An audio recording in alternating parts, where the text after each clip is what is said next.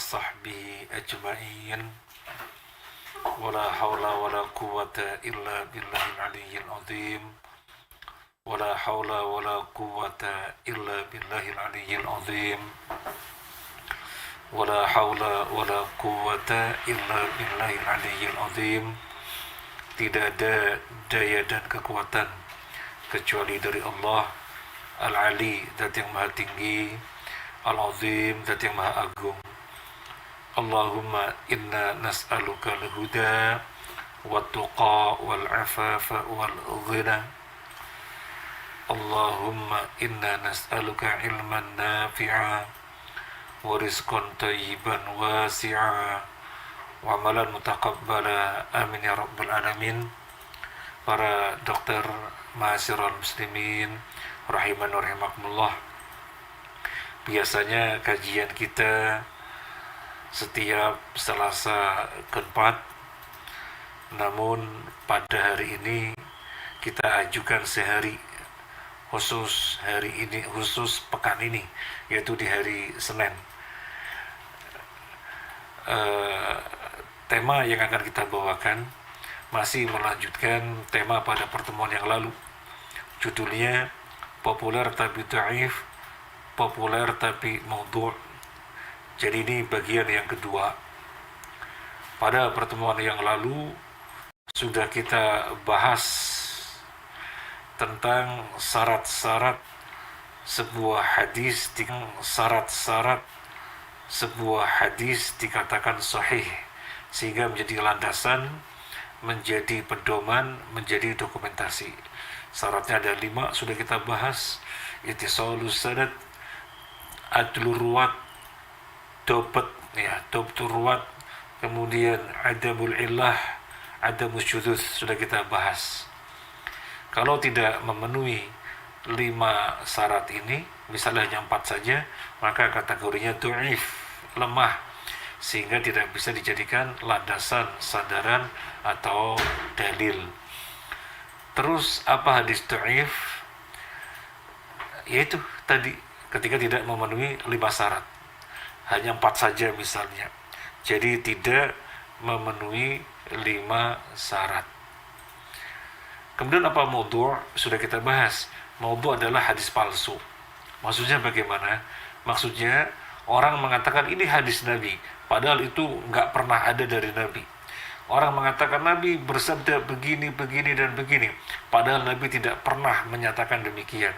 Orang mengatakan Nabi berbuat ini, dan ini, padahal Nabi tidak pernah berbuat demikian. Jadi ini palsu. Jadi hadis maudhu' adalah hadis palsu. Hadis maudhu' adalah ungkapan dari seseorang, kemudian dinisbatkan ini dari Nabi, maka namanya hadis palsu. Hadis dhaif saja tidak boleh dijadikan landasan di dalam kita beragama, tidak sebagai dokumentasi, bukan sebagai dalil pijakan di dalam kita beragama, apalagi maudhu'.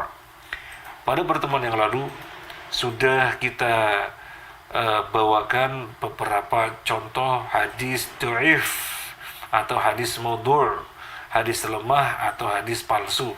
Pada sore hari ini kita akan melanjutkan contoh-contoh yang lainnya. Mana hadis-hadis dhaif, mana hadis-hadis maudhu' yang cukup tersebar banyak di tengah-tengah masyarakat, di tengah-tengah kaum muslimin, sehingga kita mesti berhati-hati. Kita lihat slide yang berikutnya. Nah, ini contoh-contoh. Yang pertama, ada hadis berbunyi laulaka lam akhluqid dunya. Seandainya bukan karena kamu, wahai Muhammad, niscaya aku tidak menciptakan dunia. Maka makna dari hadis ini, Allah menciptakan dunia ini tidak lain karena Muhammad. Allah menciptakan dunia ini tidak lain karena Muhammad. Kalau tidak karena Muhammad, maka Allah tidak pernah menciptakan alam semesta ini. Ini yang pertama. Kita lanjut. Tidak diciptakan, juga surga dan neraka tidak diciptakan. Mana juga diciptakan demi Muhammad. Neraka diciptakan demi Muhammad.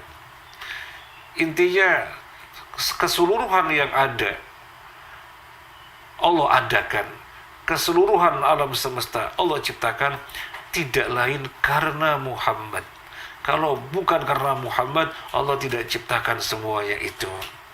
Ini maknanya sama dengan hadis. Ini maknanya sama dengan hadis yang pertama. Cuma kalau hadis yang pertama dan neraka. Sekarang slide yang berikutnya. Laulaka ma khalaqtul aflaq. Seandainya bukan karena kamu, wahai Muhammad, seandainya bukan karena kamu, semesta. Maknanya semesta ini tidaklah diciptakan melainkan karena Muhammad. Karena Muhammad, demi Muhammad, maka alam semesta ini diciptakan. Itu maknanya. Sekarang kita lihat slide yang berikutnya. Apa derajat semua tadi hadis di atas? Apa semua hadis di atas tadi derajat apa? Derajatnya adalah palsu. Jadi aslinya bukan hadis, tapi orang membikin ungkapan tadi, kemudian diklaim sebagai hadis Nabi, diklaim sebagai dari Nabi, maka itu maudhu', itu palsu. Komentar kita. Riwayat-riwayat ini jelas-jelas menyelisihi tujuan diciptakannya manusia, yaitu demi untuk menghambakan diri kepada Allah Azza wa Jalla, bukan demi Muhammad. Allah Azza wa Jalla berfirman, A'udzu billahi minasyaitonir rajim. Wa ma khalaqtul jinna wal insa illa liya'budun. Dan tidaklah aku ciptakan jin dan manusia kecuali untuk beribadah kepadaku. Surat Ad-Dariyat 56, nyata-nyata Allah menyatakan jelas-jelas, terang benderang, sangat gamblang. Allah menyatakan tujuan diciptakannya jin dan manusia adalah untuk menghambakan diri kepada Allah. Jadi tidak ada pernyataan Allah di dalam Al-Quran ataupun hadis bahwasanya tujuan diciptakannya jin dan manusia, tujuan diciptakannya alam semesta adalah demi Muhammad, adalah karena Muhammad. Tidak ada. Tetapi diciptakannya jin dan manusia tidak lain demi untuk menghambakan diri kepada Allah. Surat Ad-Dariyat ayat 56. Jadi hadis semuanya tadi yang menyatakan kalau bukan karena kamu, wahai Muhammad, niscaya Allah tidak menciptakan dunia. Kalau bukan karena kamu, bukan karena kamu, wahai Muhammad, niscaya Allah tidak menciptakan alam semesta. Kalau tidak karena kamu, wahai Muhammad, neraka tidak diciptakan, surga tidak diciptakan. Jadi semuanya demi kamu, karena kamu, semuanya palsu. Semuanya palsu. Maudhu'. Dan hadis-hadis semacam tadi, hadis-hadis palsu yang diciptakan oleh manusia, itu tidak lain untuk mengagung-agungkan Nabi Sallallahu Alaihi Wasallam, untuk meninggikan derajat Nabi Sallallahu Alaihi Wasallam.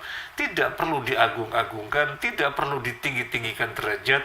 Nabi Muhammad Sallallahu Alaihi Wasallam sudah sebagai makhluk yang paling utama, sebagai manusia yang paling utama, tanpa perlu membikin hadis palsu, tanpa perlu bikin hadis palsu. Beliaulah manusia yang paling utama. Jadi nyata-nyata riwayat-riwayat tadi menyelisih surat Ad-Dariyat 56 bahwasanya tujuan diciptakannya manusia adalah untuk beribadah kepada Allah, untuk menghambakan diri kepada Allah. Baik, sekarang kita lanjutkan slide berikutnya.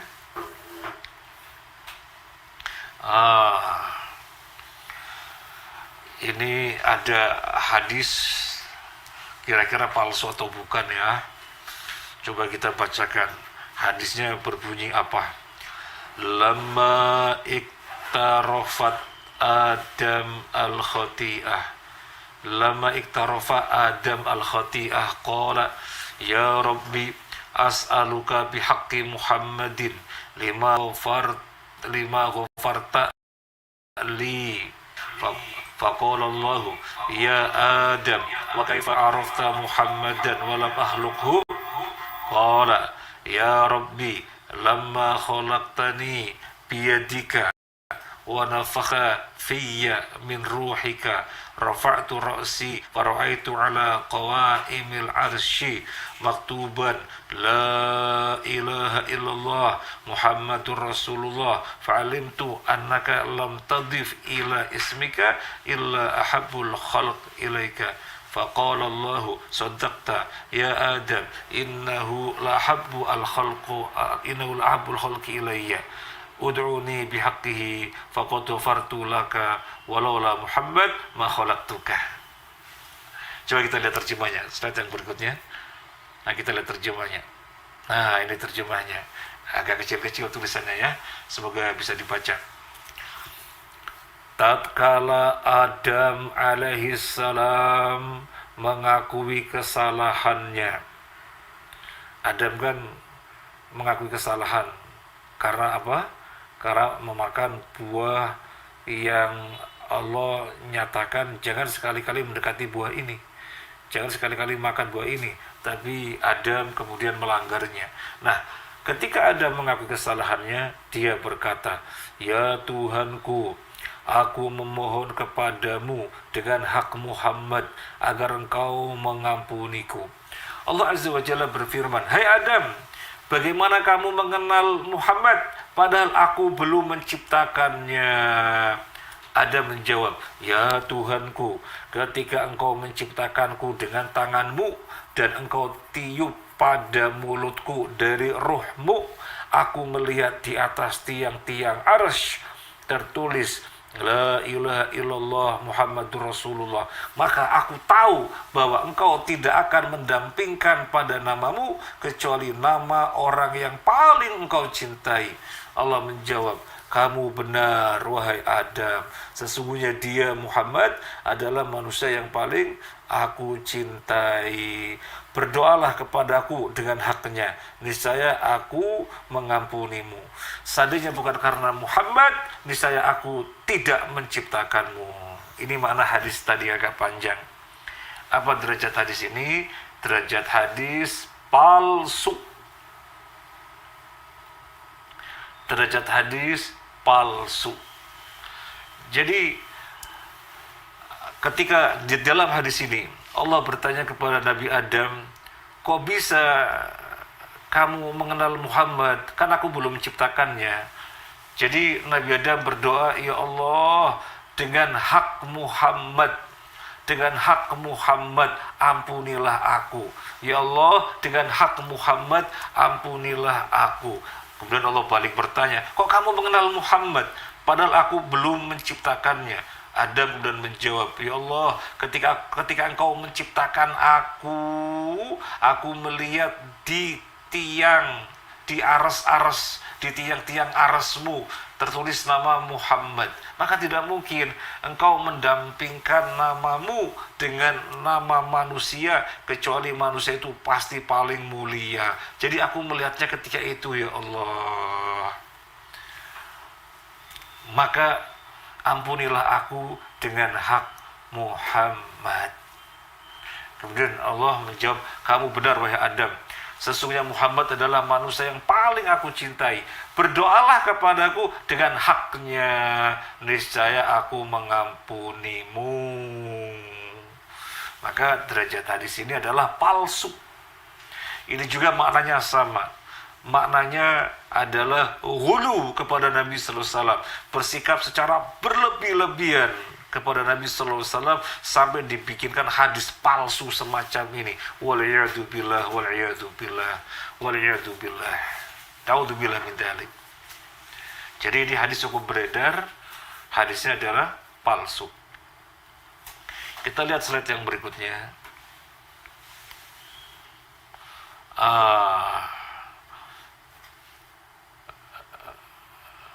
Hadis yang kelima, hasanatul abror sayyatul muqarrabin. Kebaikan-kebaikan yang dilakukan oleh orang-orang baik atau awam adalah sama dengan kejelekan-kejelekan yang dilakukan oleh muqarrabin atau wali atau orang khusus. Apa makna dari hadis ini para dokter, ma'asyiral muslimin rahimani wa rahimakumullah? Apa makna dari hadis ini? Makna dari hadis ini, manusia itu dikelompokkan menjadi dua. Yang pertama, manusia muqarrabin, orang-orang khususnya Allah, para wali-wali Allah, orang-orang spesialnya Allah. Ini yang pertama. Yang kedua, manusia secara umum. Manusia secara umum, yang bukan spesial, yang bukan khusus, yang bukan wali. Nah, itu yang kedua. Nah, dalam hadis ini dinyatakan orang secara umum ketika berbuat baik, kebaikan apapun, ketaatan apapun, itu nilainya sama dengan keburukan-keburukan yang dilakukan oleh wali-wali. Itu nilainya sama dengan keburukan-keburukan yang dilakukan oleh orang-orang khusus. Atau dalam ungkapan lain, orang-orang khusus, wali-wali, ketika mereka berbuat kejelekan, keburukan, itu sama dengan kebaikan-kebaikan yang dilakukan oleh orang awam. Padahal yang dilakukan oleh mereka adalah keburukan, yang dilakukan oleh mereka adalah kemungkaran. Tapi nilainya sama dengan kebaikan yang dilakukan oleh muslim pada umumnya. Berarti keburukannya wali sama dengan kebaikannya orang-orang soleh secara umum. Berarti kemungkaran, kebejatannya orang khusus, para wali, sama dengan kesolehannya orang-orang muslim secara umum. Apa derajat hadis ini? Derajat hadis ini palsu. Berarti bukan dari Nabi, bukan. Nabi tidak pernah bersabda seperti ini. Tapi ada orang membuat ungkapan ini, kemudian dinyatakan ini dari Nabi. Makanya namanya hadis palsu. Para dokter, ma'asyiral muslimin rahimani wa rahimakumullah. Kira-kira ada dampak apa ya dengan hadis palsu ini? Kira-kira ada dampak apa dengan hadis palsu ini? Ada dampak, diantaranya begini, para dokter ma'asyiral muslimin rahimahullah, ada orang yang dikenal sebagai wali, yang dikenal sebagai orang khususnya Allah. Mereka berbuat kemungkaran, mereka berbuat keburukan, tapi orang-orang awam tidak berani menegur. Ketika ada orang awam menegur, loh, kok gimana sih dia? Dia kan ahli ilmu dan malah dikenal sebagai Pak Kiai, sebagai Pak Ustadz. Kok keluar masuk hotel ganti-ganti pasangan, bukan istrinya, ini gimana? Nah, ketika ada orang mengkritisi semacam itu, langsung ditepis oleh murid-muridnya. Kamu jangan ngomong begitu dong, nggak pantas, nggak elok. Dia itu makomnya sudah tinggi, makomnya makom ma'rifat. Nah, kalau kita kan makom syariat, masa makom syariat mengkritisi makom ma'rifat? Ya nggak mungkin lah. Dia itu sudah mencapai makom ma'rifat. Jadi di dalam pandangan mata kita, dia keluar masuk hotel, ganti-ganti pasangan bukan istrinya, itu kan kemungkaran. Tapi sesungguhnya bukan kemungkaran. Terus apa? Ya nggak tahu. Murid-muridnya mengatakan dia nggak tahu. Yang jelas dia itu orang khususnya Allah, walinya Allah. Jadi dalam pandangan kita kemungkaran, keburukan, kebejatan sesungguhnya itu bukan. Kemudian suatu ketika dijumpai minum-minum khamr, maka nggak ada santri-santrinya yang memandangnya kemungkaran, nggak ada santri-santrinya yang memandangnya keburukan. Ketika ada orang lain mengkritisi, gimana sih Pak Kiai, Pak Ustadz kok minum-minum khamr, langsung dibela-belain oleh santrinya. Kamu ngomong apa? Kita itu sama makomnya, makom syariat, makom yang paling rendah. Pak Kiai, Pak Ustadz sudah makom ma'rifat, posisi paling tinggi, sudah terbuka tabir antara dirinya dengan Allah. Jadi kalau kita melihatnya berbuat kemungkaran, udah diam aja. Kalau kita melihatnya dia minum khamr, gonta-ganti pasangan, bukan istrinya, sudah kita diam aja. Kita beda makom. Jadi dalam pandangan kita dia berbuat keburukan-keburukan, itu bukan keburukan. Nah, ini diantara dampak yang terjadi pada dokter Masirul Muslimin rahimahullah, adanya hadis semacam ini menjadikan orang silau kepada orang yang dikenalnya kiai, dikenalnya wali, ketika berbuat keburukan, ketika berbuat kemungkaran, diam saja karena sudah dibentengi dengan hadis ini, bahwasanya keburukan muqarrabin, keburukan wali, keburukan orang-orang khusus itu kebaikannya orang muslim secara umum. Astagfirullah, astagfirullah. Kemudian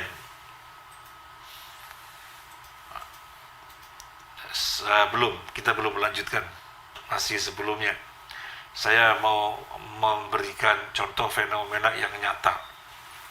Kalau saya sebut nama, maka bisa jadi yang hadir di sini di forum ini mengenali semuanya. Bisa jadi. Nah, kita punya kawan, punya tetangga.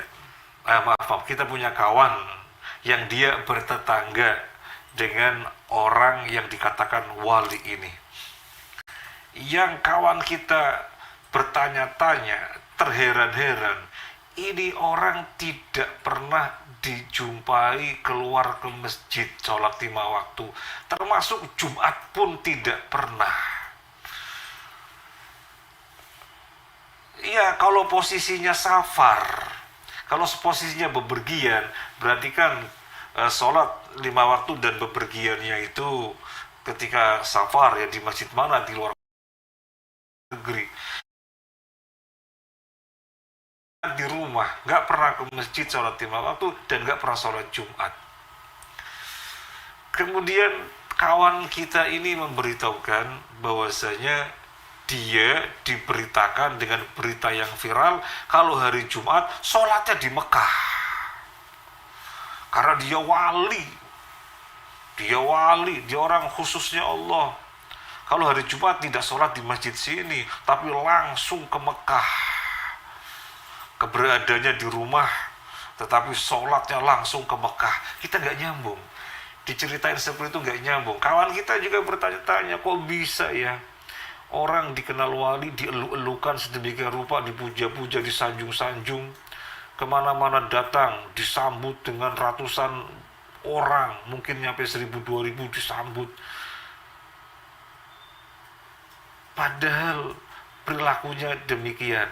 Ini karena sudah kadung dikenal sebagai wali, makomnya sudah ma'rifat, sehingga orang awam yang melihatnya dia berbuat keburukan tidak boleh dipandangnya sebagai keburukan. Hadisnya dibikin hadis palsu, keburukan mereka, keburukan muqarrabin sama saja dengan kebaikannya orang muslim secara umum. Waliyadzubillah. Ini kira-kira bertentangan dengan ajaran Al-Quran apa tidak? Ya jelas sangat bertentangan. Al-Quran yang mana misalnya? Misalnya Al-Quran yang berbunyi Inna akramakum indallai atqakum. Sesungguhnya yang paling mulia di sisi Allah di antara kalian adalah yang paling bertakwa. yang paling bertakwa.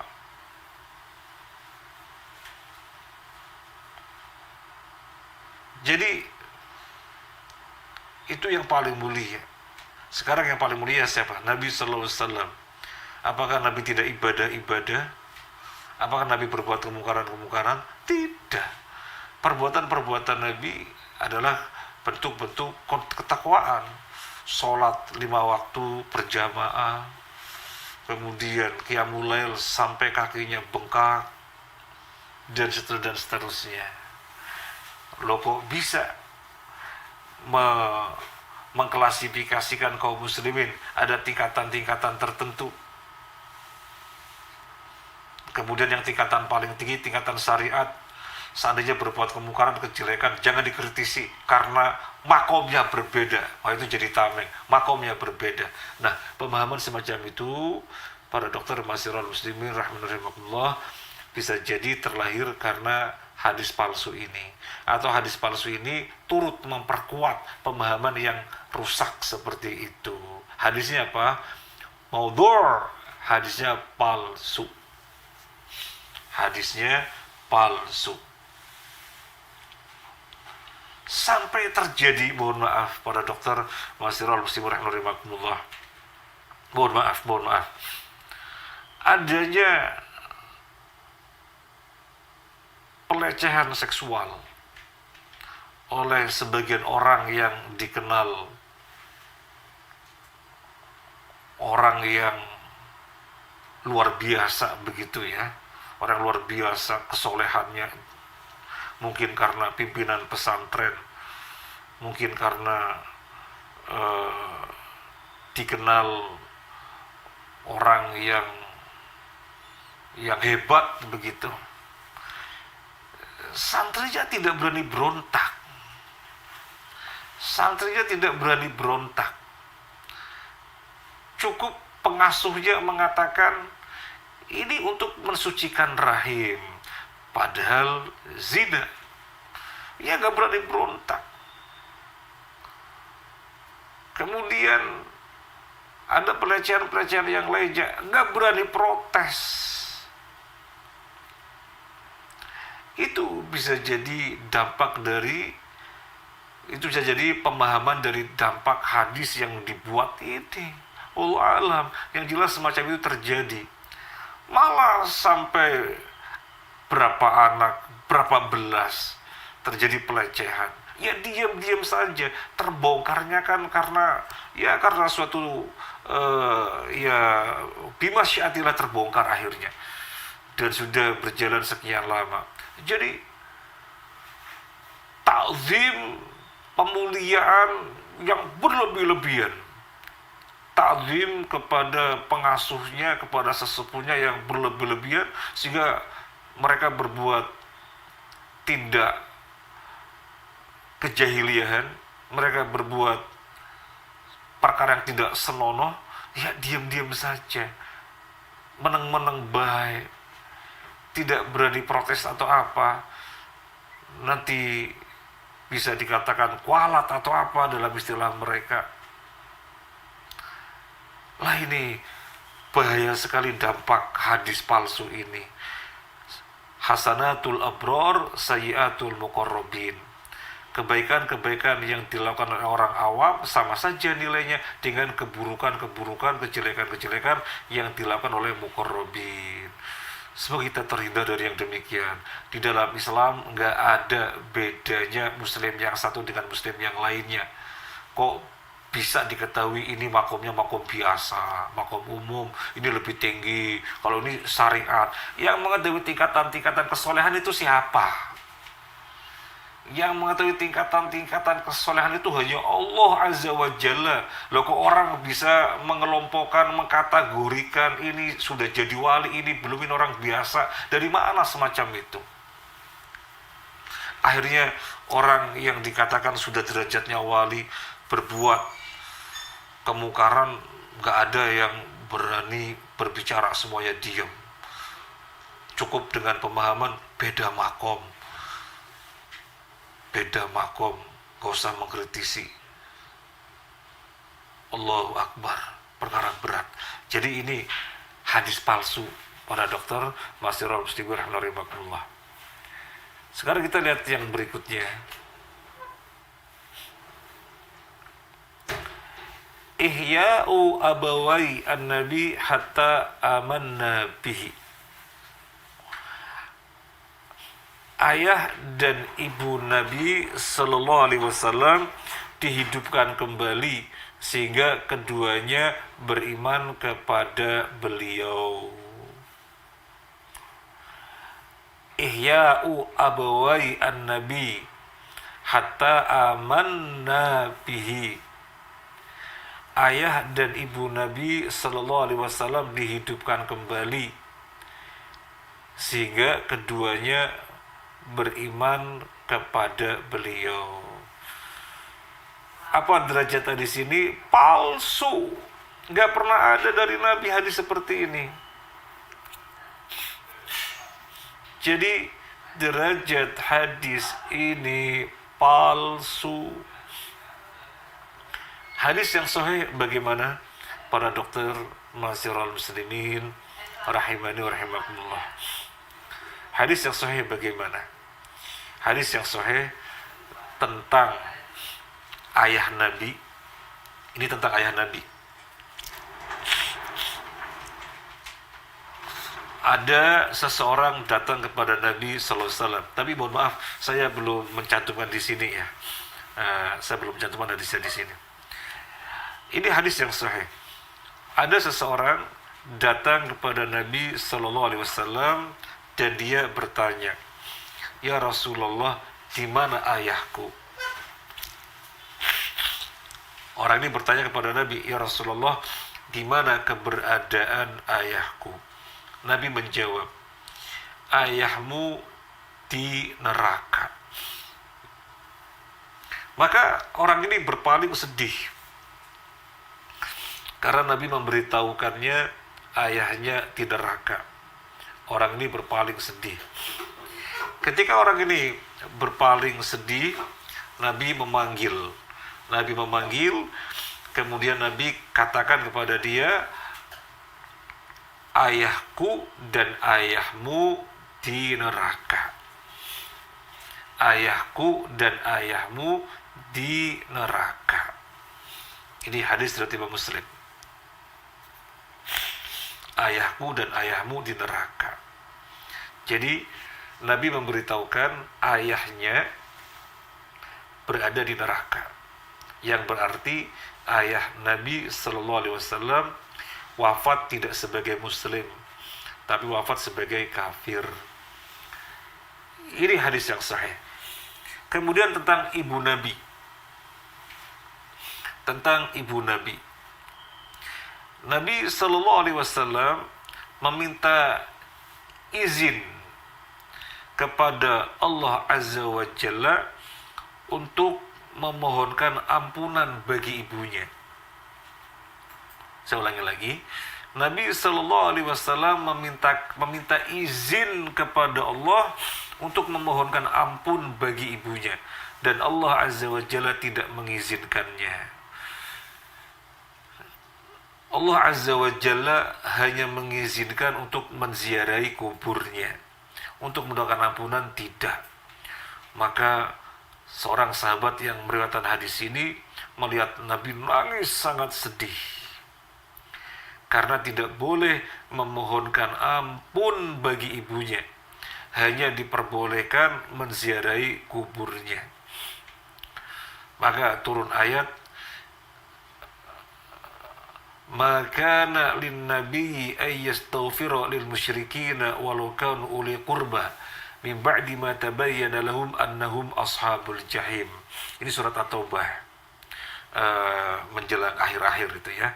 Mungkin ayat sekitar 119 barangkali kalau mau dilihat ya. Tidak patut bagi Nabi dan orang-orang yang beriman untuk memohonkan ampun bagi orang-orang musyrik meskipun kerabatnya.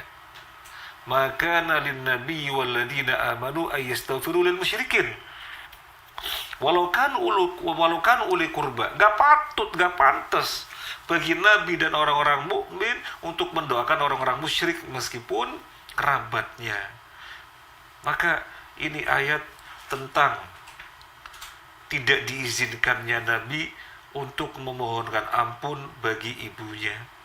Diizinkannya hanya ziarah kubur saja. Maka Nabi nangis luar biasa sekali. Ini menunjukkan bahwasanya ibu Nabi meninggal sebagai kafir, bukan sebagai muslimah. Jadi ayah dan ibu Nabi meninggal sebagai kafir dua-duanya, tidak sebagai muslimah. Sama seperti Nabi Nuh. Istri dan anaknya kafir. Sama seperti Nabi Ibrahim, ayahnya kafir. Nah, para dokter Masyarul Muslimin rahimahumullah, ini hadis yang sahih bahwasanya ayah dan ibu Nabi kafir, meninggal sebagai kafir, tidak sebagai muslim. Nah, saya mau bertanya kepada dokter dan semuanya Masyarul Muslimin rahimahumullah, kira-kira perasaan kita bagaimana? Coba kita bertanya kepada masing-masing kita. Perasaan kita gimana ya ketika mengetahui ayah ibu. Ketika mengetahui ayahnya Nabi yaitu Abdullah dan ibunya Nabi yaitu Aminah meninggal bukan sebagai muslimah tapi meninggal sebagai kafir. Coba perasaan kita bagaimana? Masing-masing bertanya kepada dirinya. Kita bertanya kepada masing-masing kita. Kira-kira perasaannya gimana ya? Pasti berat sekali. Loh, kok begitu ya? Orang yang paling mulia, nomor 1 tingkat kemuliaannya di antara manusia yang pernah Allah ciptakan sampai hari kiamat nanti, kok ayah ibunya kafir ya? Wah, gimana ya? Berat sekali. Sama, saya juga merasa berat sekali. Tetapi sekarang kita tanyakan kepada diri kita. Kita telah berikrar wa asyhadu anna Muhammadar Rasulullah, bahwasanya Muhammad adalah utusan Allah. Iya, kita telah berikrar. Ketika kita telah berikrar Muhammad adalah utusan Allah, apa konsekuensinya? Konsekuensinya adalah apa yang diberitakan dipercayai, apa yang diperintahkan dijalankan, apa yang dilarang ditinggalkan. Dalam hal ini yang diberitakan. Pemberitaan berupa ayah dan ibunya di neraka, sudah. Kita mempercayai sebagaimana yang Nabi katakan. Jadi tidak dengan perasaan lagi. Waduh, gimana ya? Kok ayah ibunya di neraka? Wah, rasanya berat dah. Rasanya kayak gak bisa terima dah. Ya sama, saya juga seperti itu. Rasanya berat sekali, kayaknya gak bisa terima, sama. Tapi Nabi memberitahukan begitu. Dan konsekuensi daripada syahadat wa asyhadu anna Muhammadar Rasulullah, kita bersaksi bahwa Muhammad adalah utusan Allah, kita berikrar bahwa Muhammad adalah utusan Allah, maka segala pemberitaannya harus kita percayai 100%. Nah, para dokter Masyarul Muslimin rahimahumullah, munculnya hadis palsu ini bisa jadi seseorang yang merasa berat untuk menerima pemberitaan bahwasanya ayah dan ibunya Nabi wafat sebagai kafir, bukan sebagai muslimah, merasa berat sekali, kemudian membuat hadis palsu ini. Iya, ayah ibu Nabi wafat sebagai kafir, bukan muslimah, tapi kan setelah kematiannya itu Allah hidupkan kembali. Jadi ayah dan ibunya Nabi sudah dihidupkan kembali untuk beriman kepada Nabi SAW, kemudian meninggal lagi, diwafatkan lagi. Jadi wafatnya bukan kafir, wafatnya adalah muslim dan muslimah. Bisa jadi hadis palsu ini diciptakan untuk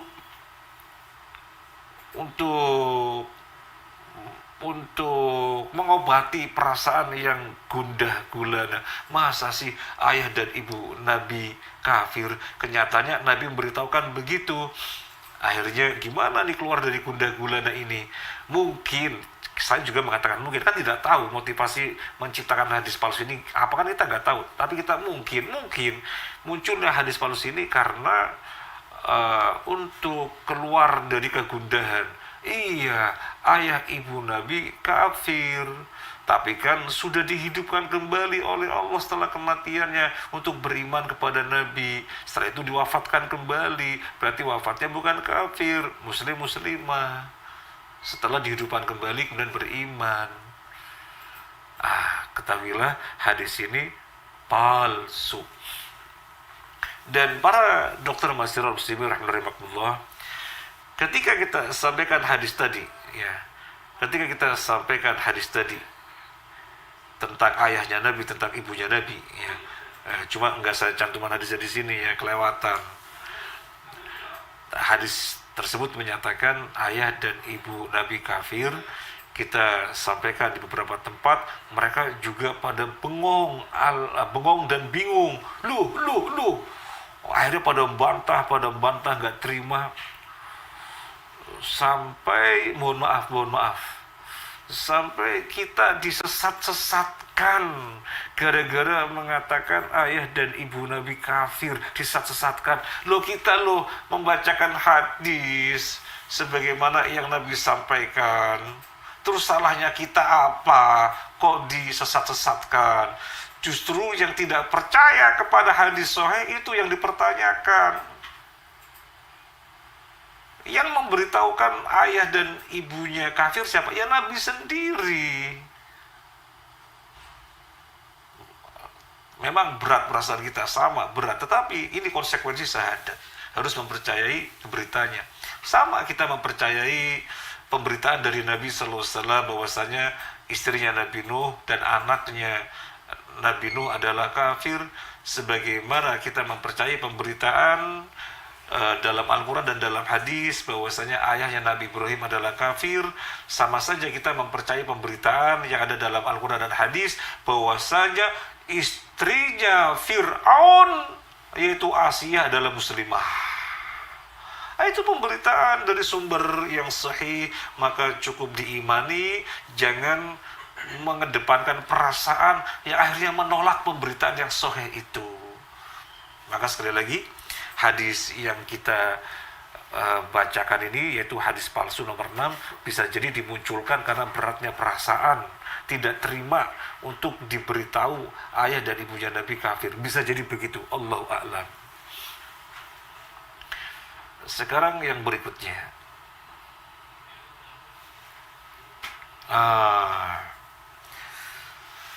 ada hadis yang cukup beredar terkenal.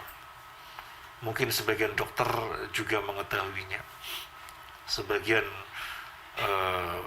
ma'asyiral muslimin, sebagian kaum muslimin mungkin mengetahuinya. Lau hasuna ahadukum dhannahu bihajar la nafa'ahu Allahu bihi.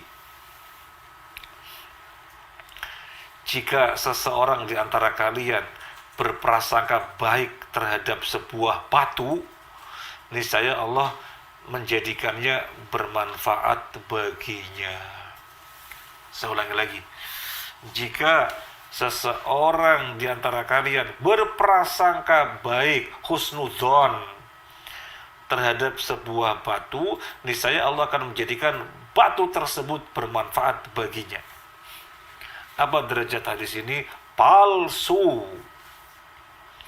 Hadis ini maudhu', palsu. Tidak pernah ada dari Nabi sallallahu alaihi wasallam. Kira-kira dampak dari hadis palsu ini apa ya? Kira-kira apa ya? Kita jumpai pada sebagian kaum muslimin, mereka mengagung-agungkan batu yang disebut dengan jimat. Ada yang dengan cara batunya diagung-agungkan, diperlakukan sedemikian rupa, dikenakan sebagai cincin. Ada yang dikenakan sebagai kalung. Ada yang ditaruh di tempat-tempat tertentu karena akan mendatangkan keberuntungan, akan mendatangkan keselamatan, kemana-mana dibawa, Kalau enggak bisa ciloko, ini batu ajaib, batu membawa kebaikan, batu membawa keberuntungan. Akhirnya kan membenarkan perjimatan. Padahal perjimatan percaya kepada benda-benda bisa mendatangkan keuntungan, keselamatan, itu syirik.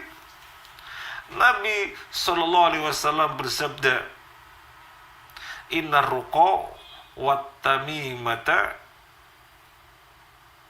syirkun. Atau kama qala Nabi sallallahu alaihi wasallam, sesungguhnya ruqyah jambi-jambi yang bukan dari Nabi. Ruqyah bacaan-bacanya bukan dari Nabi, bukan dari Al-Quran, bukan dari doa-doa Nabi, tetapi ruqyah-ruqyah yang kerjasama dengan setan, maksudnya jambi-jambi, mantra-mantra yang kerjasama dengan setan. Inna ruqa wat tamaima syirkun. Oh, kama qala Nabi. Jambi-jambi, mantra-mantra dan jimat-jimat itu syirik. Pernah suatu ketika Nabi berpapasan dengan seorang pemuda. Pemuda tersebut memakai gelang kuningan,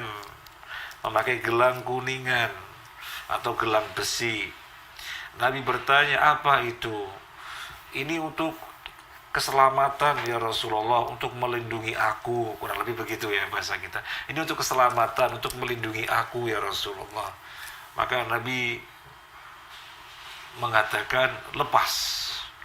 Karena kalau kamu menyandarkan dirimu kepada benda itu gak bisa apa-apa. Lepas.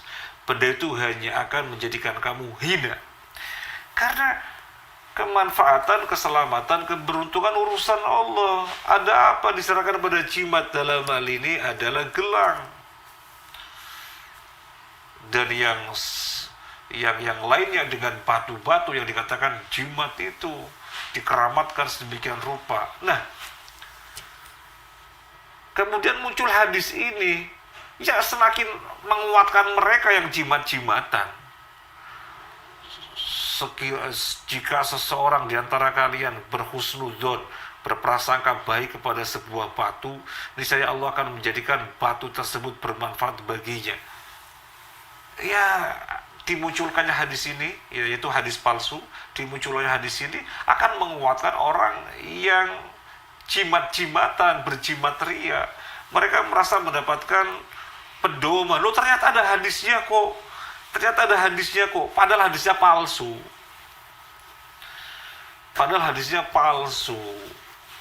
Nggak ada jimat-jimatan dalam Islam, nggak ada. Tadi contohnya seorang pemuda disuruh lepas gelangnya. Karena kalau kamu menyandarkan kepada benda tersebut, maka kamu akan disandarkan kepadanya dan benda itu tidak bisa apa-apa. Nah, dan yang dijumpai pada sebagian kaum muslimin, misalnya buka warung, datang ke Mbah Kober atau Mbah siapa, nanti dibawain centong, maka diperlakukan sedemikian rupa, ini centong sakti dari Mbah Kober. Saya untuk mendapatkan centong ini maharnya sekian juta. Ada lagi yang lebih hebat lagi, datang ke Mbah Kober untuk melariskan warungnya, bukan dengan centong. Centong kan harganya mungkin 5.000 gitu ya, 3.000, 5.000 barangkali ya. Tapi kalau beli di Mbah Kober, bilangnya mahar. Ini maharnya 30 juta. Padahal beli centong dari plastik atau kayu mungkin 5.000-an atau berapa. Tapi istilahnya mahar. Ini 30 juta. Kalau yang mau lebih sakti lagi, ini pagar sakti. Ini pagar sakti, kalau ini 100 juta. Jadi warung kamu, restoran kamu dipagar, ini pagar sakti. Wah, dibawain apa begitu ya. Naudzubillah min dzalik. Kenapa saya fasih berbicara semacam ini? Ya naudzubillah, alhamdulillah selamatkan, pernah berada di dalam lingkaran yang demikian. Kemudian alhamdulillah dengan izin Allah, dengan taufik Allah, Allah berikan hidayah. Pernah di dalam lingkaran yang demikian. Jadi besi kecil, batu kecil, maharnya sekian. Dan di kemana-mana dibawa, dikenakan. Kalau ketinggalan, wah langsung perasaannya gimana gitu ya. Harus pulang lagi untuk mengambilnya. Itu memang dijadikan oleh setan begitu terikat. Sehingga seakan-akan tanpa batu itu, tanpa jimat itu, wah nanti sial, nanti tidak selamat, nanti petaka, nanti ciloko. Allahnya dikemanakan. Allah As-Salam, zat yang menyelamatkan, dikemanakan. Allah Al-Hafidh Al-Hafidh, zat yang menjaga, dikemanakan. Ya dihilang kalau oleh jimat-jimat. Makanya muncullah hadis palsu ini, ya sudah pasti sangat berbahaya, karena semakin menguatkan pemahaman yang sesat tadi.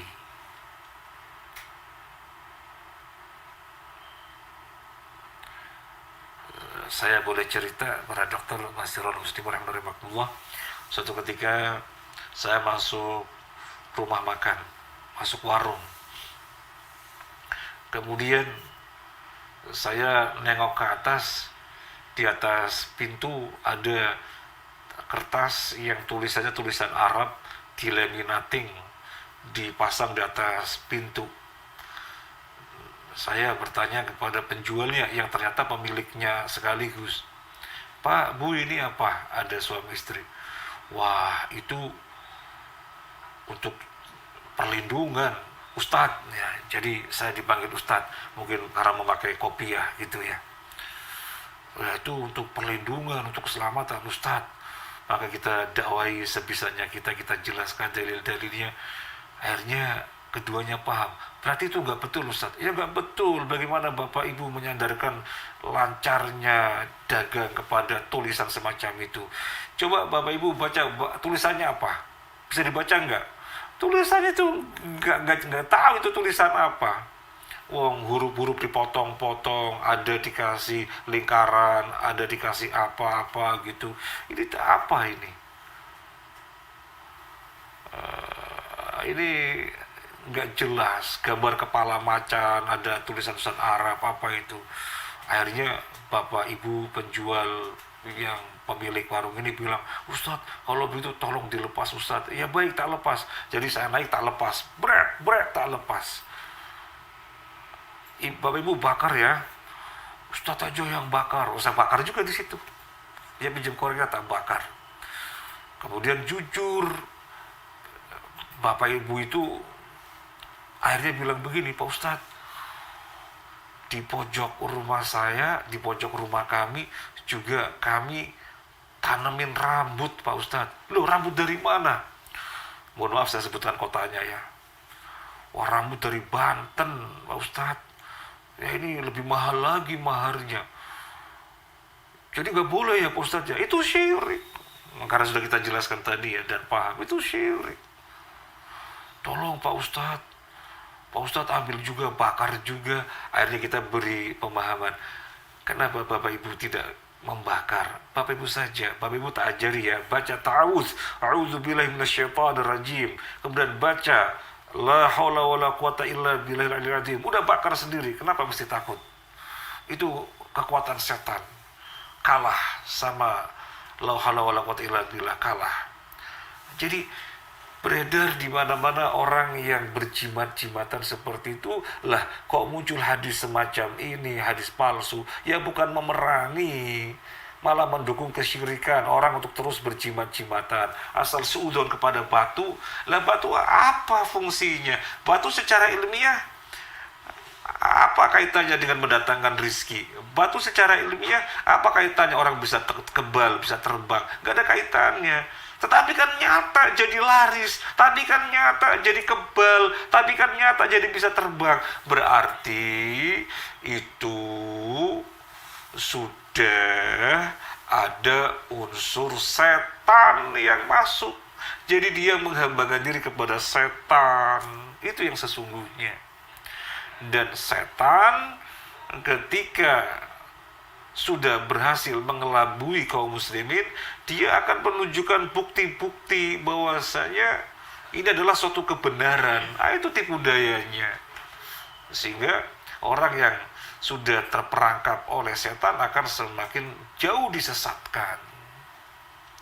Naudzubillah, loh kok kemudian muncul hadis palsu semacam ini yang mendukung kesyirikan. Nah, sekarang kita lihat yang berikutnya.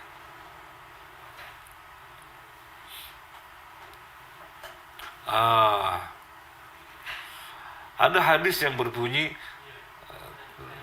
tawassau bijahi fa inna jahi indallahi azim. Minta tolonglah atau bertawassullah dengan derajatku, karena sesungguhnya derajatku di sisi Allah agung. Apa makna hadis ini? Makna hadis ini, Nabi memerintahkan kita agar bertawasul dengan derajatnya. Nabi memerintahkan kita agar bertawasul dengan derajatnya. Karena derajat Nabi di sisi Allah adalah agung. Jangan sampai kalian tidak bertawasul dengan derajatku. Itu makna hadis ini. Apa derajat hadis ini? Derajat hadis ini palsu. Maudhu', palsu. Berarti bukan dari Nabi. Bukan. Tapi ungkapan kalimat yang dibikin oleh orang lalu dinisbatkan kepada Nabi. Ini hadis Nabi. Nabi bersabda demikian. Palsu. Nabi tidak pernah bersabda seperti itu. Para dokter Masyarul Muslimin rahimakumullah, para sahabat bertawasul kepada Nabi. Para sahabat pada datang kepada Nabi untuk bertawasul. Bertawasul dengan apanya? Ini pertanyaan. Ini pertanyaan. Dan pertanyaan ini penting sekali. Para sahabat ketika itu datang kepada Nabi bertawasul dengan beliau. Bertawasul dengan apanya? Jawabannya bertawasul dengan doanya. Jadi datang kepada Nabi bertawasul dengan doanya. Tawasul artinya menjadi perantara. Tawasul artinya menjadi perantara. Jadi menjadikan Nabi sebagai perantara. Apa yang dijadikan tawasul? Apa yang dijadikan perantara? Doanya. Jadi mereka datang kepada Nabi minta didoakan. Ya Rasulullah, doakan kami. Seperti ibunya Anas bin Malik datang kepada Nabi, ya Rasulullah, ini Anas bin Malik, pembantumu ya Rasulullah, membantu engkau ya Rasulullah, doakan dia ya Rasulullah. Maka Nabi mendoakan, Allahumma akthir malahu wa atil umrahu. Kama kalau Nabi, ya Allah, perbanyaklah hartanya Anas bin Malik dan panjangkanlah umurnya. Maka Allah ijabai. Anas bin Malik umurnya panjang.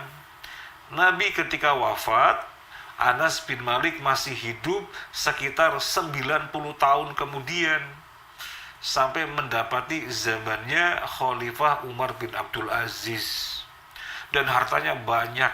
Jadi ibunya datang kepada Nabi, bertawasul kepada Nabi dengan apanya? Dengan doanya. Dengan doanya. Pada datang. Bertawasul kepada Nabi dengan apa? Dengan doanya. Nah, misalnya tadi kan tentang anak ibunya Anas bin Malik. Nah, ini tentang seseorang ketika Nabi lagi khutbah Jumat. Nabi lagi khutbah Jumat.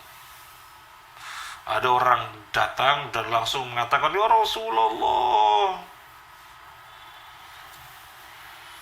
hewan-hewan pada mati, tanah-tanah pada retak, terjadi paceklik, kurang pangan, di mana-mana sulit air.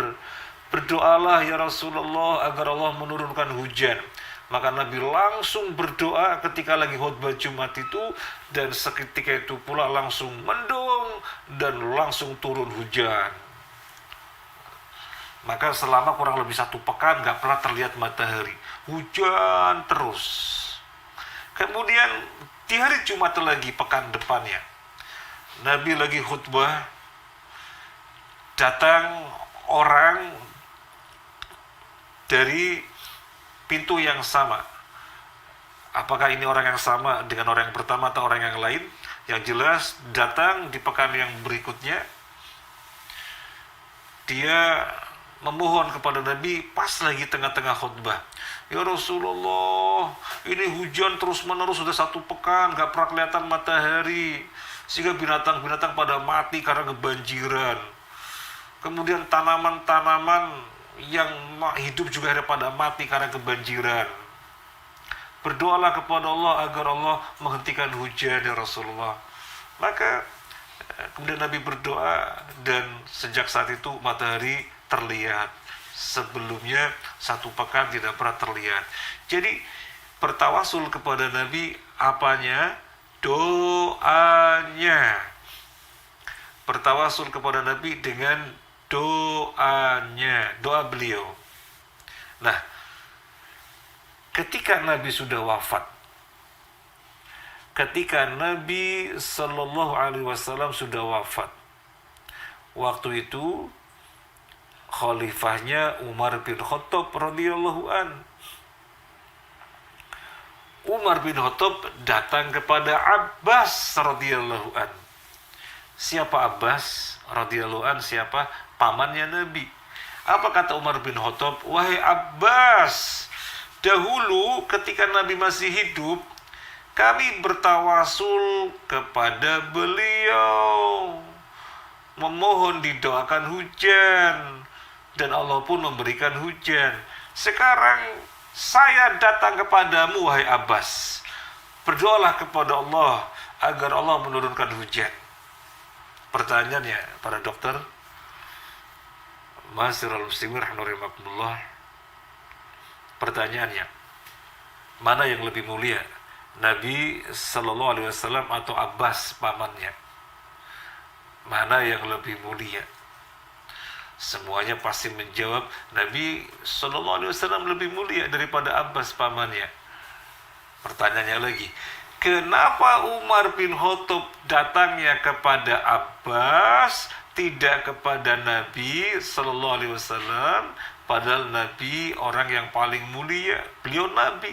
Abbas pamannya Nabi, bukan Nabi. Kenapa Umar bin Khattab datangnya kepada Abbas? Jawabannya, karena ketika itu Nabi Sallallahu Alaihi Wasallam sudah wafat. Nabi Sallallahu Alaihi Wasallam sudah wafat. Maka Umar bin Khattab datangnya kepada Abbas, wahai Abbas, dahulu ketika Nabi masih hidup, kami datang kepada Nabi Sallallahu Alaihi Wasallam untuk berdoa agar Allah menurunkan hujan, dan Allah pun menurunkan hujan. Sekarang kami datang kepada kamu, hai Abbas, karena Nabi sudah wafat. Jadi bertawasul kepada Nabi itu dengan apanya? Bertawasul kepada Nabi itu dengan doanya. Karena Nabi sudah wafat, maka nggak berdoa, yang berdoa yang masih hidup. Maka Umar bin Khattab pun datang kepada Abbas yang masih hidup. Jadi bertawasul dengan doanya atau dengan derajatnya. Ini kan di dalam hadis palsu, minta tolonglah bertawasullah dengan derajatku, bukan dengan derajatnya. Bukan dengan derajatnya. Kalau boleh bertawasul dengan derajatnya, maka hidupnya Nabi dan wafatnya Nabi nggak ada bedanya. Sebagaimana hidupnya sebagai orang yang paling mulia, wafatnya juga sebagai orang yang paling mulia. Maka nggak ada bedanya, hidupnya dan wafatnya nggak ada bedanya. Itu kalau bertawasul dengan derajatnya. Tapi kenapa Umar bin Khattab datangnya kepada Abbas, tidak kepada Nabi? Ini menunjukkan bertawasul bukan dengan derajatnya. bertawasul kepada orang soleh itu dengan doanya. Jadi para dokter, ma'asyiral muslimin rahimani wa rahimakumullah, misalnya mengetahui ada orang diketahui sangat soleh, secara akidah nggak ada kesyirikan, akidahnya sangat bagus, tauhidnya sangat dijaga, secara ibadah masya Allah semuanya sesuai dengan tuntunan Nabi, dia baik di dalam ibadah secara kuantitas dan kualitas. Kemudian secara muamalah, hati-hati sekali dari perkara yang haram, dari perkara yang dosa, sangat hati-hati sekali. Dan dia jauh dari kezaliman. Jadi ini orang sangat soleh. Kita datang, Pak atau Bu, tolong doakan kami.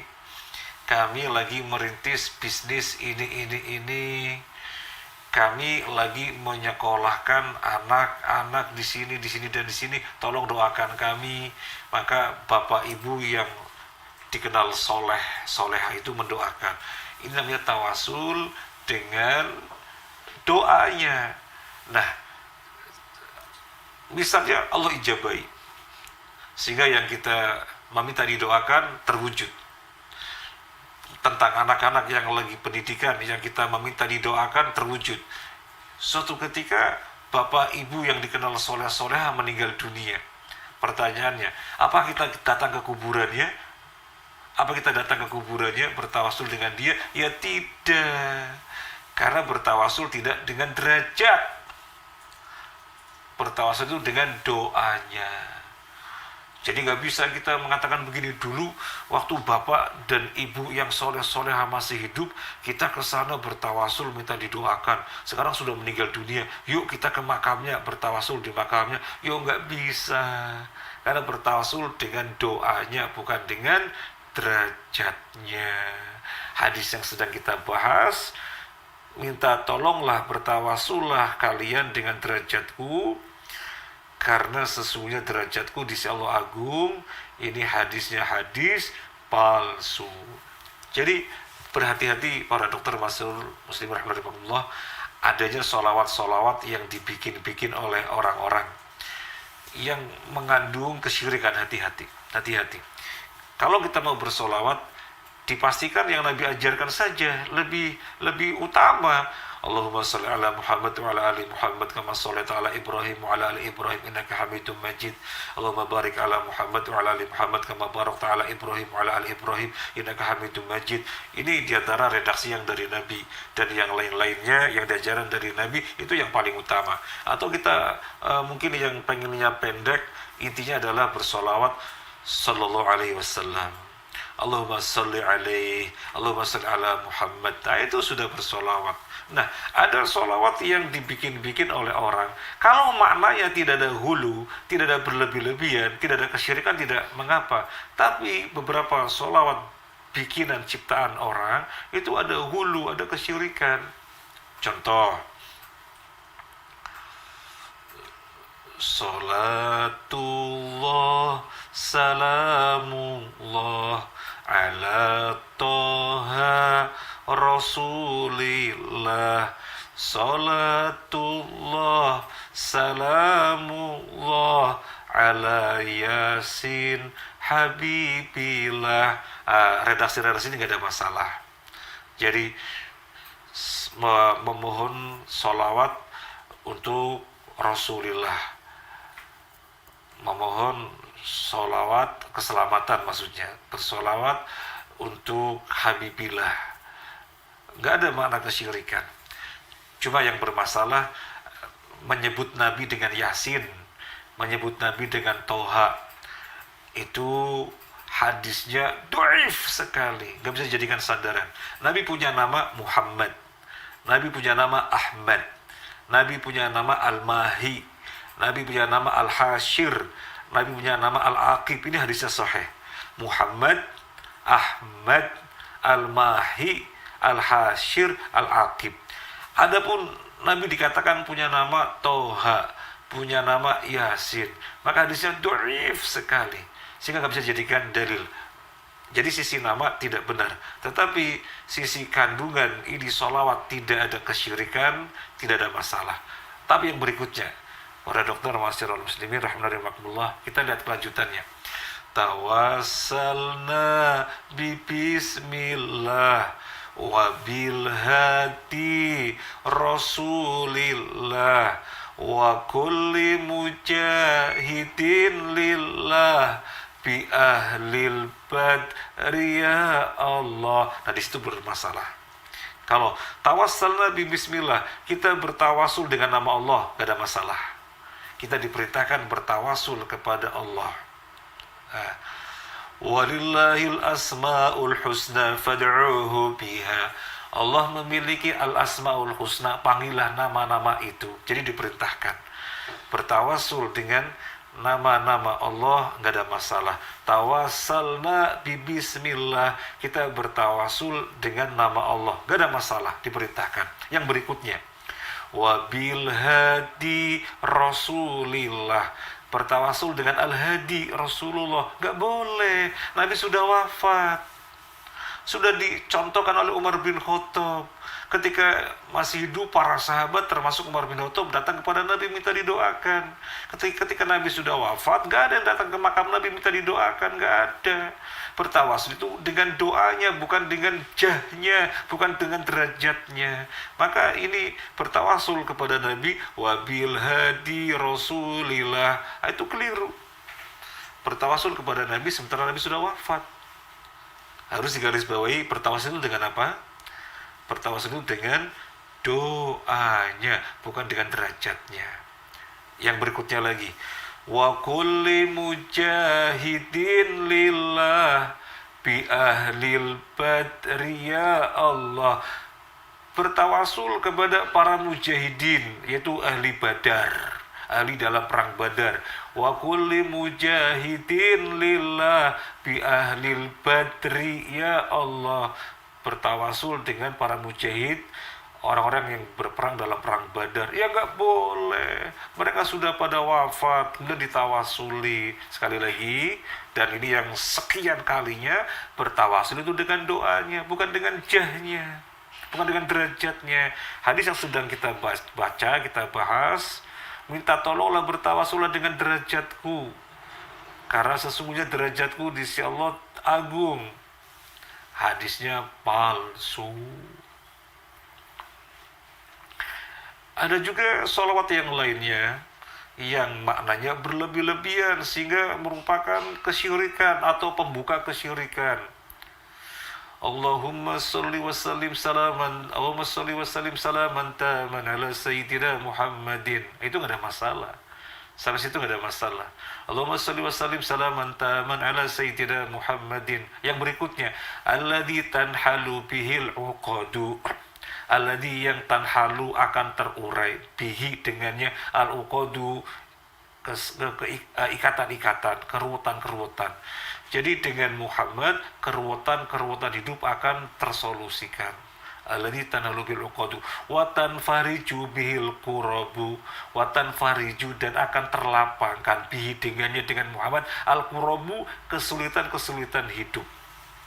Wa tuqda bihil hawaiju, wa tuqda dan akan dipenuhi bihi dengannya, dengan Muhammad, al hawaiju hajat-hajat. Jadi pemenuhan hajat-hajat, dilapangkannya kesulitan-kesulitan, dipenuhinya kebutuhan-kebutuhan, disolusikannya, dilepaskannya kerutan-rutan, disandarkan kepada Nabi Muhammad. Itu keliru. Nabi Muhammad bukan Tuhan, mestinya disandarkan kepada Allah. Kenapa disandarkan kepada Nabi Muhammad? Maka ini kesyirikan atau pembuka kesyirikan. Jadi yang tidak ada masalah yang pertamanya tuh, Allahumma sholli wa sallim salaman taman ala sayyidina Muhammad, itu nggak ada masalah. Tapi yang berikutnya masalah, alladzi tanhalu bil uqadu wa tanfariju bil qurabu wa tuqda bil hawaiju wa tunalu bi raghaibu wa husnul khawatimi wa yustasqal ghamamu wajhil karim ala ali wa sahbihi fi kulli lamhatin wa nafasin bi'adadin kulli ma'lumillah. Saya sampai hafal, tetapi setelah belajar, ya kita bersyukur kepada Allah yang membukakan hati, membukakan ilmu. Akhirnya kita beragama harus ilmiah, harus dalil yang jelas. Dulu mohon maaf, Saya yang membawa kemana-mana batu kerikil jumlahnya 4.444, dibagi ke jamaah member sekian batu sehingga batu terbagi habis. Kalau sudah dipakai semuanya berarti sudah membaca sholawat tadi sejumlah 4.444 kali. Maka ada keyakinan-keyakinan nanti apa. Termasuk ketika zamannya tsunami, ketika itu di Aceh kena tsunami, wah, orang-orang yang mengamalkan amalan ini, gak mungkin daerah kita kena tsunami, sudah dibacain sholawat ini kan dengan Nabi semuanya selamat. Astagfirullah, keselamatan diserahkan kepada Allah bukan kepada Nabi. Nah itu, maka sekali lagi munculnya hadis ini memperkeruh akidah, bukan bertawasul dengan derajat Nabi, hidupnya wafatnya sama saja. Kenapa Umar bin Khattab ketika Nabi wafat tidak datang kepada makamnya Nabi? Karena Nabi sudah wafat. Bertawasul itu dengan doanya. Sama seperti yang tadi sudah kita sampaikan, kalau kita melihat ada orang soleh, dikenal soleh, kita datang minta didoakan. Betul, silakan. Ketika sudah wafat, jangan meminta didoakan ke kuburannya. Seperti sebagian kaum muslimin yang datang ke makam mana, meminta didoakan, itu keliru. Tawasul bukan dengan derajat, tawasul dengan doa, dan orang mendoakan ketika masih hidup. Baik, sekarang yang berikutnya kita lihat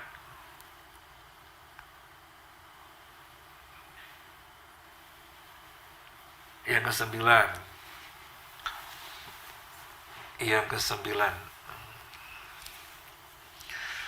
Awwalu ma khalaqallahu nura nabika ya Jabir. Wa fil lafdhin ya Jabir, innallaha khalaqa qabla al-asya nura nabiyika min nurihi. Apa artinya? Sesuatu yang Allah ciptakan adalah cahaya. Sesuatu yang Allah ciptakan pertama kali adalah cahaya. Terjemahnya kurang. Sesuatu yang Allah ciptakan pertama kali adalah cahaya nabimu, wahai Jabir. Atau disebutkan, wahai Jabir, sesungguhnya Allah menciptakan cahaya nabimu sebelum segala sesuatunya. Cahaya nabimu itu dari cahayanya, dari cahaya Allah. Apa derajat di sini? Palsu. Derajat hadis ini palsu. Apa makna hadis ini? Bahwasanya yang pertama kali diciptakan oleh Allah sebelum segala sesuatunya adalah Nur Muhammad. Mungkin para dokter, ma'asyiral muslimin rahimani wa rahimakumullah pernah mendengar istilah Nur Muhammad. Nur Muhammad, cahaya Muhammad, itulah yang pertama kali Allah ciptakan sebelum menciptakan segala-galanya. Hadis ini palsu. Termasuk barangkali dokter pernah membaca hadis ketika Adam diciptakan oleh Allah dengan tanah, maka Nur Muhammad nempel di kepalanya, maka kepalanya itu bergerak-gerak, ubun-ubunnya bergerak-gerak. Kemudian Nur Muhammad berjalan ke kedua mata Adam, maka Adam alaihissalam matanya jadi melihat. Kemudian berjalan Nur Muhammad ke telinga, maka telinga jadi mendengar. Barangkali pernah membaca hadis itu juga palsu. Dan hadis itu akan menguatkan bahwasanya yang pertama kali Allah ciptakan itu Nur Muhammad sebelum segalanya. Sama seperti hadis yang pertama, 2, 3, dan 4 yang tadi kita bacakan, bahwasanya kalaulah tidak karena kamu, hai Muhammad, kalaulah tidak karena kamu Muhammad, Allah tidak menciptakan alam semesta ini. Maka yang pertama kali diciptakan adalah Nur Muhammad.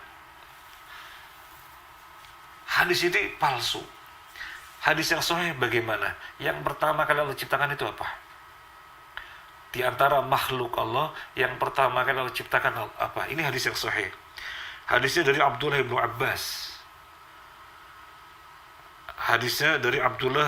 Abbas. Dikeluarkan diantaranya dalam riwayat Imam At-Tabrani. Nabi bersabda, awwalu ma khalaqallahu al-qalam. Yang pertama kali Allah ciptakan adalah kolam, pena. Faqala lahu uktub. Dan Allah perintahkan kepada pena, tulis. Faqala ya Rabbi wa ma aktub. Kemudian pena itu balik bertanya, ya Allah, ya Tuhanku, aku mesti menulis apa? Qala uktub al-qadar ma huwa kain min dzalika ila qiyamis saah. Tulis semua takdir sampai hari kiamat. Jadi ini hadis yang sahih.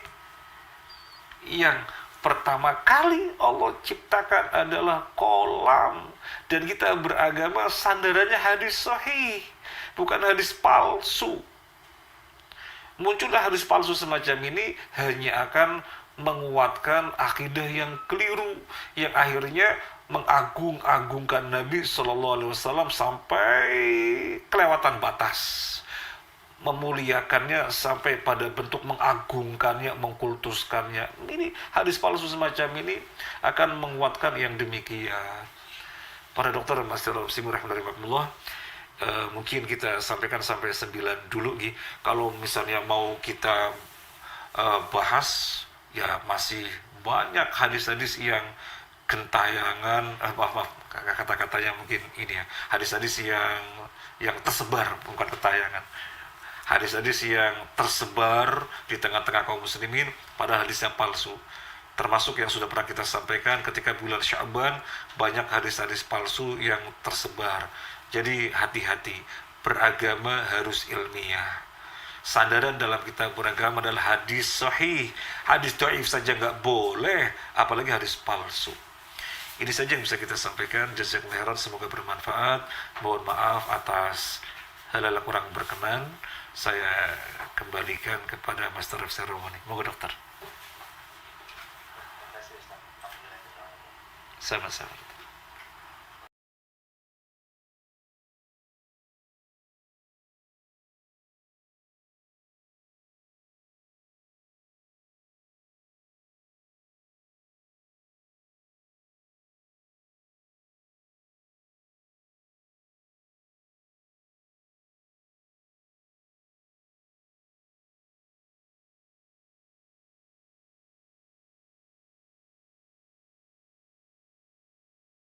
Kesehatan yang ada dari batu-batu atau kayak magnet gitu ya, untuk keseimbangan atau itu tuh, kalau saya baca dari ilmiahnya sih seolah ya ilmiah gitu ya, kalau ada ahli yang bicara itu rasanya kok nggak masuk di nalar juga ya, atau gimana menurut Ustaz ya?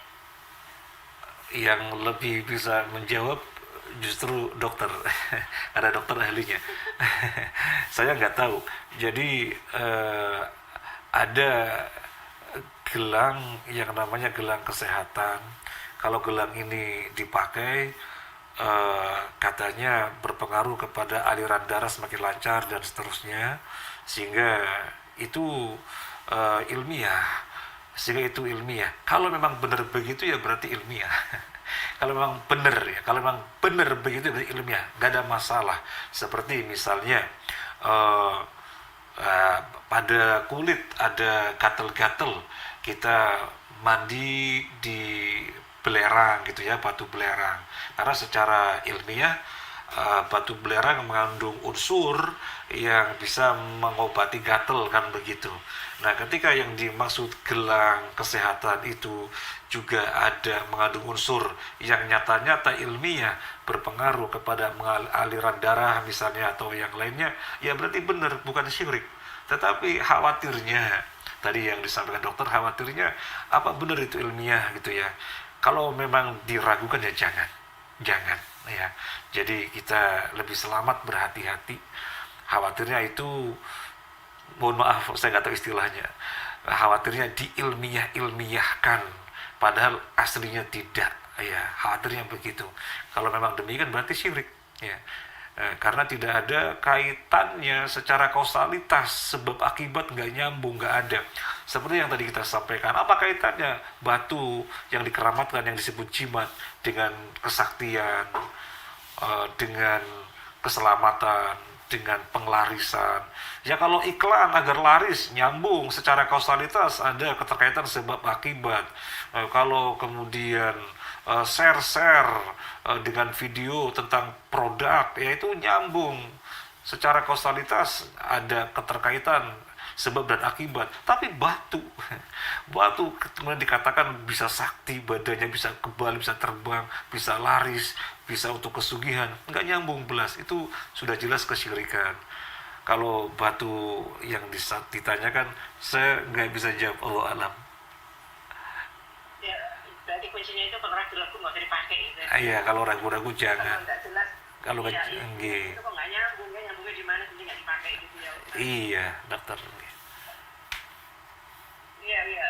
Jadi kalau saya Amin amin wa iyyakum dokter Wita. Ya, terima kasih dokter Wita. Monggo Mas Mbak, dokter, apabila masih ada yang mau ditanyakan, silakan.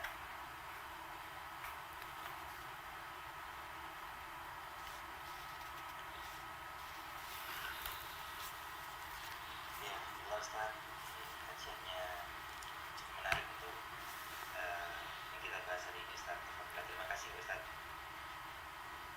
Sama-sama. Ya, alhamdulillah, pada interview sesi kami sampaikan banyak terima kasih Sama-sama. atas nasihat dan tausiah yang telah diberikan kepada kami. Semoga nasihat dan tausiah tersebut bisa bermanfaat bagi kita semua dan menjadi pembersih rohani bagi kami serta dapat menjadi amal jariah bagi Ustaz. Amin amin wa iyyakum.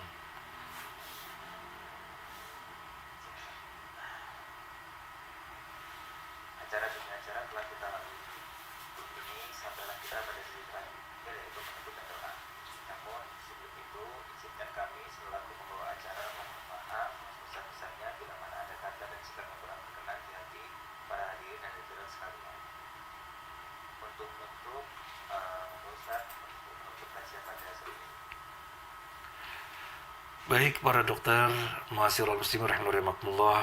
Alhamdulillah pada hari ini kita telah mengadakan kajian, kita telah mudzakarah ilmu, mengingat-ingat kembali apa yang merupakan ilmu di dalam Islam, yang merupakan pedoman di dalam kita beragama, sehingga kita beragama secara ilmiah, tidak ngawur, tidak nambah-nambah, tidak ngurang-ngurangin, tetapi sebagaimana yang telah Nabi ajarkan, sehingga kita berharap selamat di dalam menjalani kehidupan ini, sehingga selamat juga di alam barzahnya nanti dan selamat juga di akhiratnya nanti. Semoga Allah memberikan kita kekuatan untuk kita semuanya. Allah memberikan penjagaan untuk kita semuanya. Allah memberikan kita taufik sehingga kita senantiasa di dalam pertolongannya.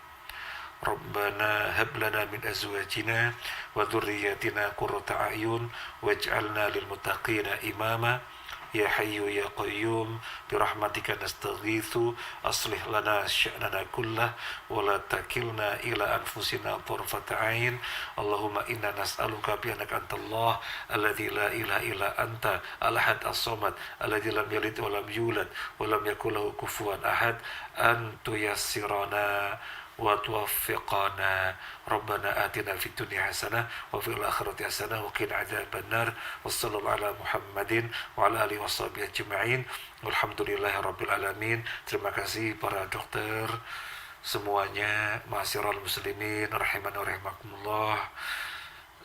Barangkali ada hal-hal yang kurang berkenan, saya mohon maaf. Saya mohon undur diri. Subhanakallahumma wa bihamdika asyhadu an la ilaha illa anta astaghfiruka wa atubu ilaik. Wassalamualaikum warahmatullahi wabarakatuh. Perhatian Anda dapat memberi manfaat dunia dan Amin amin wa akhirat. Dukung program dakwah pendidikan dan sosial karena kebaikan dan perhatian Anda dapat memberi manfaat dunia dan akhirat. Dukung program dakwah pendidikan dan sosial karena kebaikan dan perhatian Anda dapat memberi manfaat dunia dan akhirat. Dukung program dakwah pendidikan dan sosial karena kebaikan dan perhatian Anda dapat memberi manfaat dunia dan akhirat. Dukung program dakwah pendidikan dan sosial karena kebaikan dan perhatian Anda dapat memberi manfaat dunia dan akhirat. Dukung program dakwah pendidikan dan sosial karena kebaikan dan perhatian